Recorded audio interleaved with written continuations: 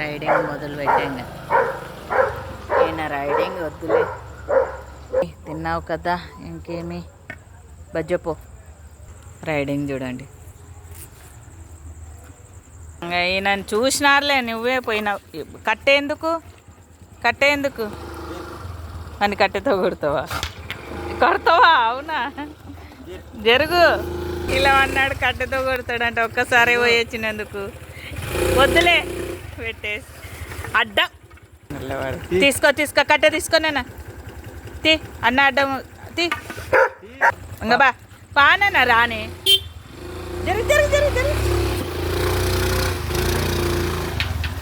కొడతావా కట్టెతోనే? ఎందుకు కొడతావరా? ఎందుకు? వద్దులే చిన్ను, పోని.